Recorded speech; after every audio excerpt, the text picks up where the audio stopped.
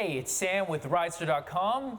What do you need to know about Ubering at the airport? Now, this video is primarily for drivers. How do you make the most out of the airport?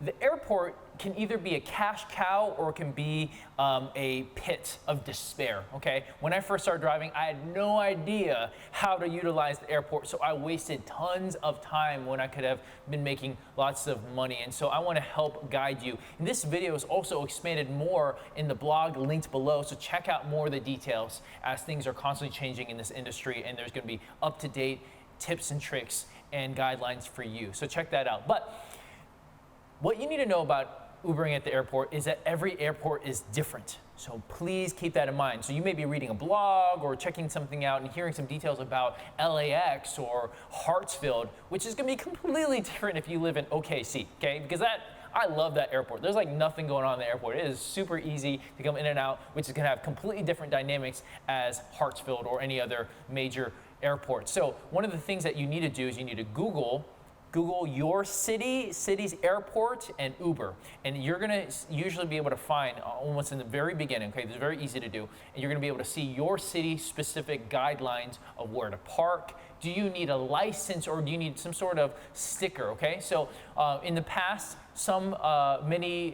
many airports didn't require this, but now you have to pay a little license. Why? Well, I don't know exactly all the reasons why, but you have to go through this whole process and check out the links. There will be instruction on how to do that. So you may have to pay $100 a year so that you can be a licensed Uber driver to pick up there.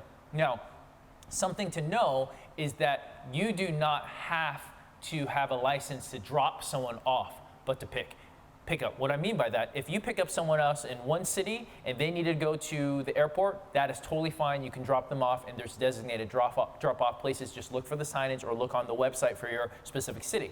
However, if you do not have the specific sticker license and paperwork, you cannot then go wait in the lot. There's usually a holding zone which has a queue, and the queue will, the platform knows when you were there and will put you in a line. And on the app, it'll say you are 50th line, and it will tell you.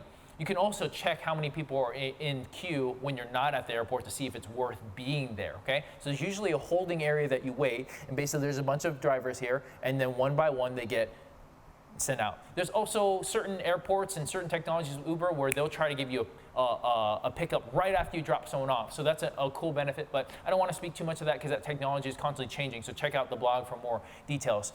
Another thing to keep in mind is that it's really important to be part of your local Facebook groups or some sort of group with your city so you can know the best tips and tricks, because every airport is different. Look at the signage. When I first started driving, I went towards the wrong directions, and so I was at the wrong place. There's usually a designated rideshare pickup center that you need to be at. I was at the wrong place, and my passenger had to huff it to get to me. He was not happy about that. So keep an eye before you run into the whole airport thing. Do the research, look at this blog, and so forth. Finally, if you want to maximize your money with airports, not only do you need to know what you're doing, you also need to be aware of how many people are there. Check out the queue, know your city, do the research to figure out how busy it is. Because some airports are the places where people who are lazy often camp out at, because they're not creative, don't know the tips and tricks that we teach you on Ridester.com, don't know where to go. They'll just camp out at the airport, and sometimes you can wait there for an hour or more, not making money. And what will kill you is sometimes airport rides can be crazy long, like it'll take you 40 miles away, which is just bank for you, or they could take you down the street and then you waited an hour for that. So please be aware. Sometimes it's best to drop off a passenger and just take off.